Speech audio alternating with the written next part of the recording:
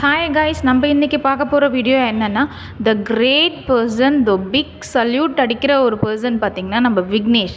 ஒரு தாய்க்காண்டி ஒரு மகன் இதுவும் செய்ய முடியும் அப்படின்ற ஒரு விஷயத்த நிரூபித்து காட்டியிருக்க. வயசில் சின்னவங்களா பெரியவங்களான்னு தெரியாது, ஆனால் கையெடுத்து ஒரு கும்பிடக்கூடிய ஒரு தெய்வம் அப்படின்னா அது நான் விக்னேஷ் மட்டும்தான் சொல்வேன். ஒரு தாய்க்காண்டி கொலை கூட செய்ய போன ஒரு பையன் ஒரு தாய்க்காக தன்னுடைய வாழ்க்கையை கூட பார்க்காம இறங்கி அந்த டாக்டருக்கு பதிலடி கொடுத்த விக்னேஷை நான் ரொம்ப பாராட்டுறேன். விக்னேஷுக்கு கூட பிறக்கலைனாலும் நான் ஒரு அக்காவாக ஒரு தங்கச்சியாக நான் உங்களை ரொம்ப மதிக்கிறேன். இந்த உலகத்தில் எனக்கு தெரிஞ்சு உங்களை விட தாய்மையை மதிக்கிற ஆள் வேறு யாருமே கிடையாது.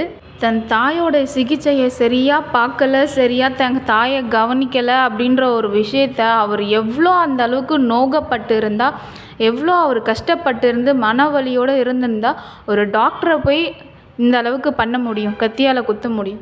நல்லா யோசிச்சு பாருங்கள், எத்தனை பெத்த பிள்ளைங்க எத்தனை பேர் தன் தாய்க்காக இந்த மாதிரி போராடிருக்கீங்க.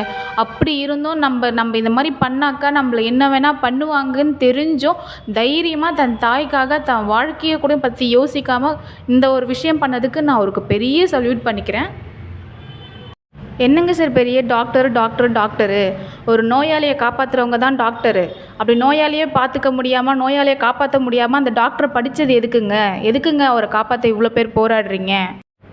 அந்த பையனை போட்டு இத்தனை பேர் அடிக்கிறீங்களே, நீங்களும் ஒரு தாய் வயிற்றில் தான் பிறந்தீங்க. உங்கள் தாய்க்கு இந்த மாதிரி நிலமை இருந்திருந்தாக்கா நீங்கள் என்ன பண்ணியிருப்பீங்களோ அதை தான் ஒரு விக்னேஷாக இருந்து அவனும் பண்ணான். அவனுடைய தாய்க்கு சரி பண்ண முடியல, அவங்க சரியாக கவனம் கொடுக்கலன்ற ஆத்திரம், ஒரு கவலை எல்லாமே அவனுக்கு இருந்திருக்கு. அது அதிகப்படியானதால தான் அவங்க இந்த மாதிரி பண்ணியிருக்காங்க. உடனே ஃபோன் பண்ணி டாக்டர் எப்படி இருக்காருன்னு கேட்குறீங்களே சார். யாராக இருந்தாலும் சரி, பாலிட்டிக்ஸாக இருந்தாலும் சரி, யாராக இருந்தாலும் சரி, ஒரு டாக்டரை ஃபோன் பண்ணி கேட்குறீங்களே எப்படி உடல் நன்மை எப்படி இருக்குன்ட்டு. அவர் உயிர் வாழ்ந்து இப்போ என்னத்தை சாதிக்க போகிறார்? பொழைச்சி இப்போ யாரை என்ன பண்ண போகிறார்? ஒன்றும் கிடையாது. இப்போ இன்றைக்கி இந்த தாய்க்கு நடந்த நிலமை தான் நாளைக்கு இன்னொரு தாய்க்குன்னு நினச்சிக்கோங்க. அவர் பொழைக்கிறது வேஸ்ட்டு. அவரை நீங்கள் ஃபோன் பண்ணி பொழைச்சிட்டிங்களா, நல்லா இருக்கீங்களா அத்தனை வாட்டி கேட்குறீங்கள. அந்த பையன் ஒரு தாய்க்காண்டி போராடினானே, அந்த பையனுக்காக நீங்கள் என்ன பண்ணீங்க உங்கள் சைட்லேருந்து? எதுக்கு சார் கவர்மெண்ட்டு? அப்படி நீங்கள் இந்த மாதிரி ஆளுங்களுக்கு தான் சப்போர்ட் பண்ணுவீங்கன்னா உங்களுக்கு எதுக்கு சார் கவர்மெண்ட்? எதுக்கு நீங்கள் கவர்மெண்ட்டாக இருக்கீங்க? அப்புறம் எதுக்கு ஓட்டை கேட்டு நீங்கள் மக்கள்கிட்ட வரீங்க? அப்போ நீங்கள் டாக்டர்கிட்டே ஓட்டை வாங்கிக்க வேண்டியது தானே. அப்புறம் ஏன் ஓட்டை கேட்டு மக்கள்கிட்ட வரீங்க? மக்கள்கிட்ட வராதிங்க.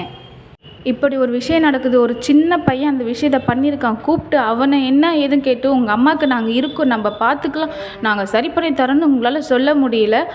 அவனை போட்டு அவ்வளோ அடிக்கிறீங்க. ஃபோன் அடித்து டாக்டரை விசாரிக்கிறீங்க, நலமான்ட்டு. ஆமாம், அப்போ தான் அவர் பொழைச்சி வந்தாக்கா நாளைக்கு இன்னும் 10 பேரை இந்த மாதிரி அலட்சியப்படுத்தி சாகடிக்க முடியும். அதனால் கவர்மெண்ட்லேருந்து ஃபோன் பண்ணி கேட்குறாங்க.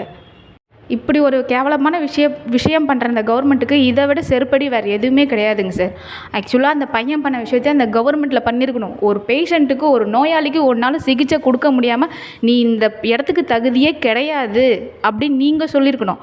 ஆனால் அப்படி நீங்கள் பண்ணாமல் அந்த இடத்துக்கு நீ தான் தகுதின்ட்டு ஃபோன் பண்ணி விசாரிச்சிங்க பார்த்தீங்களா? இந்த கவர்மெண்ட் எந்த இடத்துல இருக்குது? இந்த கவர்மெண்ட் இந்த இடத்துல இப்படி இருக்கிறதால மட்டும்தான் இந்த மாதிரி அதிகாரிகள் எல்லா இடத்தையும் இருக்கிறாங்க. மருத்துவர்னு கிடையாது, ஒரு போலீஸ் ஆகட்டும், எல்லா இடத்துலையும் இப்படி ஒரு ஆளுங்க இருந்துட்டு தான் இருக்காங்க.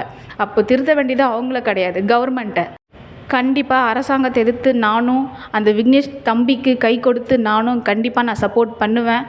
எனக்கு சப்போர்ட் பண்ணுறவங்க மறக்காமல் இந்த வீடியோவுக்கு லைக் போடுங்க. இந்த வீடியோவை முடிஞ்ச அளவுக்கு எவ்வளோ பேருக்கு ஷேர் பண்ண முடியுமோ ஷேர் பண்ணுங்கள்.